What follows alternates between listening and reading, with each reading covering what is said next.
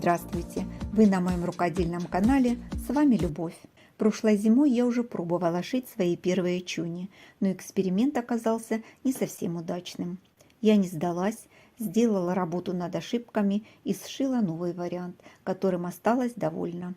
Кстати, выкройку я так и не смогла найти для такой модели, поэтому сделала ее сама. Она простая, но вполне рабочая.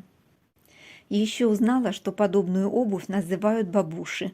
Наверное, потому что носят бабушки.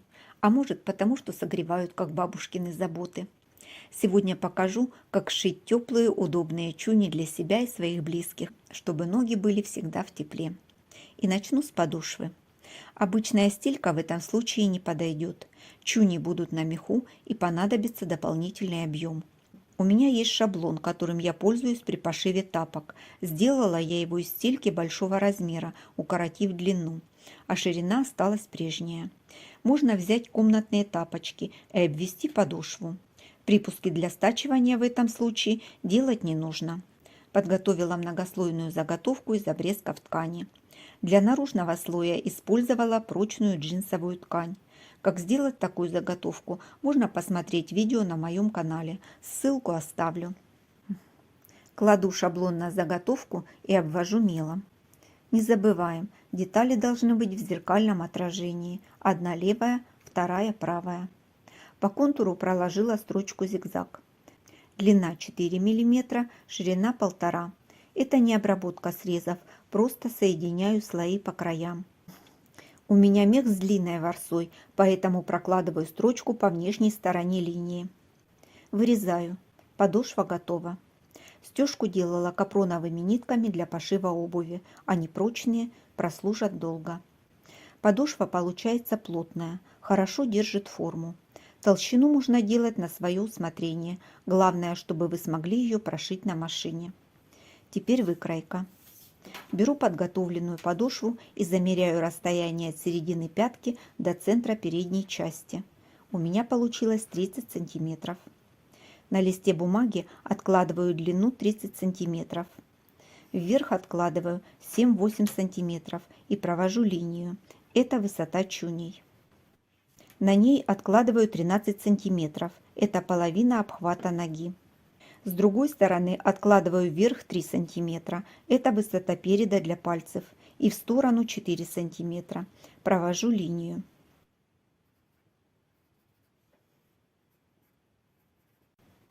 Соединяю полученные точки и делю пополам. Ориентируясь на центр, провожу плавную вогнутую линию.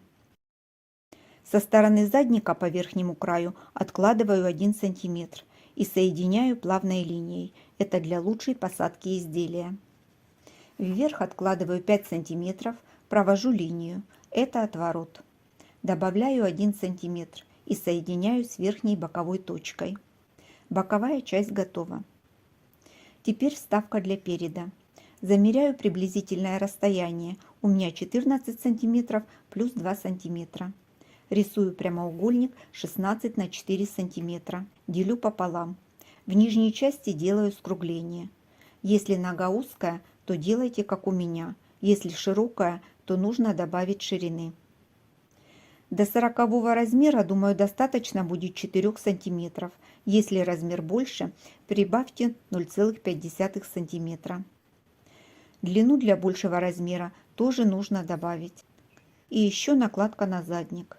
Провожу линию 8 см, откладываю в сторону вверху 1 см, внизу 2 см. Соединяю и немного скругляю.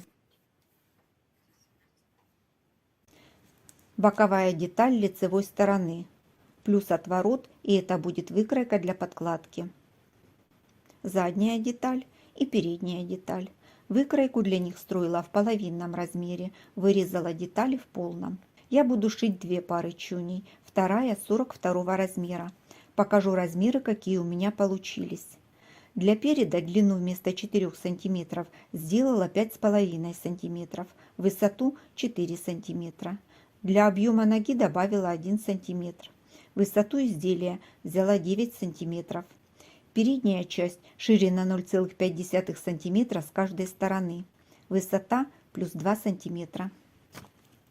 Выкройка, конечно, не профессиональная, но чуни получаются очень даже ничего. Хочу заметить, что каждый сможет подкорректировать эту выкройку под свой размер, полноту ноги и используемых материалов для пошива. Покажу, из каких буду шить я. Это достаточно плотная мебельная ткань с люрексом, она мягкая и не очень стабильная. Для второго варианта взяла плательную шерсть, она тонкая, и поэтому я ее простегала с синтепоном. Мех взяла из зимней куртки. Он с длинной ворсой, плотный, хорошего качества. Несмотря на то, что куртку долго носили, мех хорошо сохранился, он мне идеально подходит. Выкроила 4 боковых детали. Припуски на швы сделала с 3 сторон. Вверху припуск не нужен. Из меха вырезала такие же детали, но уже с отворотом. Основные детали проклеила флизелином, чтобы придать стабильность. Подкладку сделала меньше по длине на пару миллиметров по заднему шву и впереди. Это нужно для лучшей посадки внутри изделия, чтобы не было складок. Детали краила попарно в зеркальном отражении. Обратите внимание, складываю изнанка к изнанке, чтобы мех получился внутри изделия, а не между слоями ткани. Передняя часть. Здесь все просто. 2 детали с припуском на швы 0,5 см. Мех отрезала с запасом. Рекомендую сделать запас и по верхнему срезу основной детали. При сборке всегда можно срезать лишнее.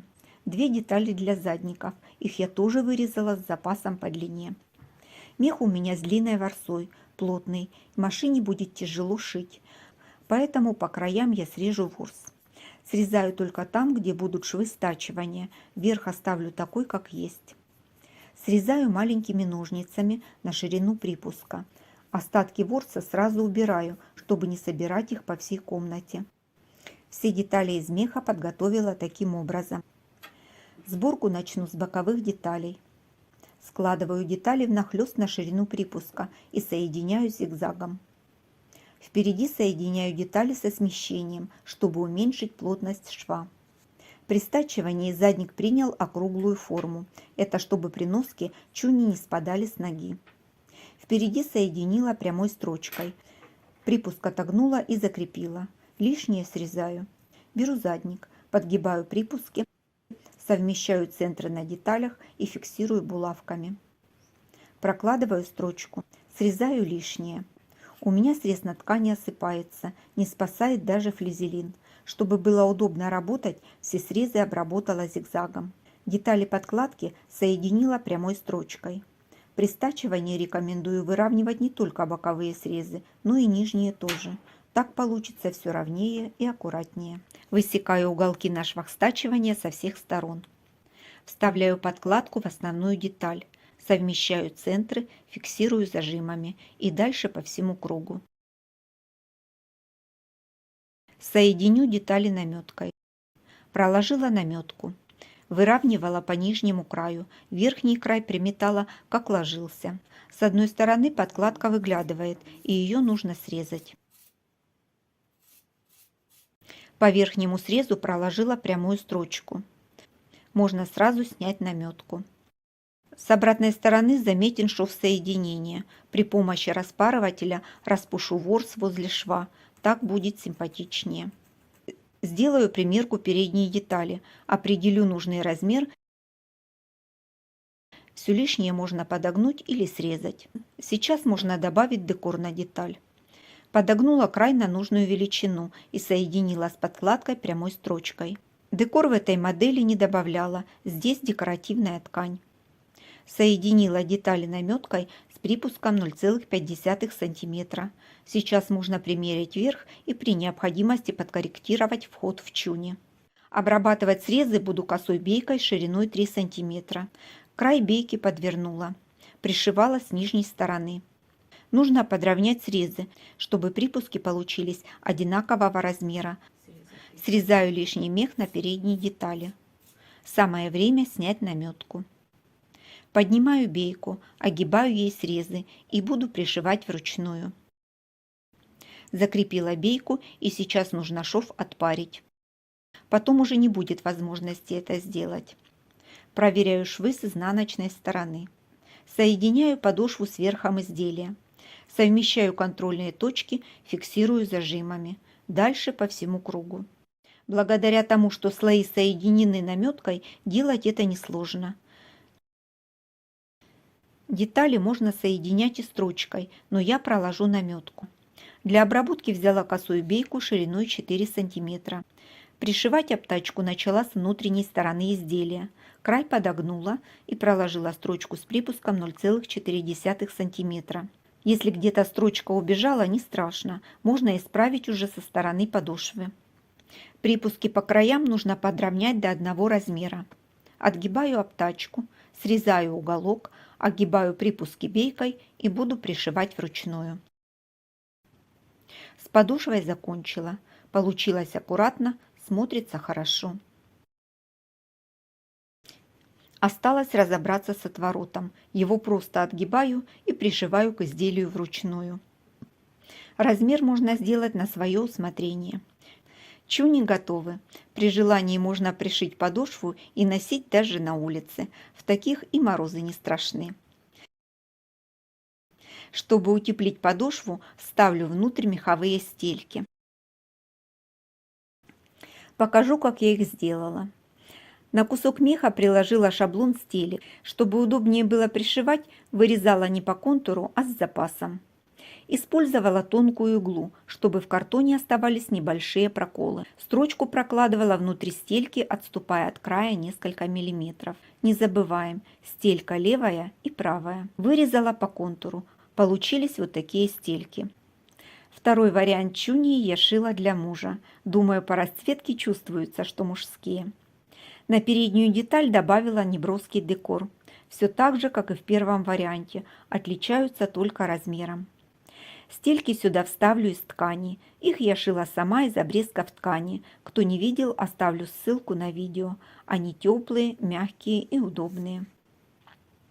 Вот и все. Чуни готовы. И теперь я точно знаю, наши ноги будут в тепле и уюте. Надеюсь, вам было интересно посмотреть процесс изготовления, и вы вдохновитесь на создание собственной пары. Если есть вопросы или советы, пишите их в комментариях. Ставьте лайки и делитесь теплом с друзьями. А я уже готовлю новые идеи для вас. До встречи в новых видео.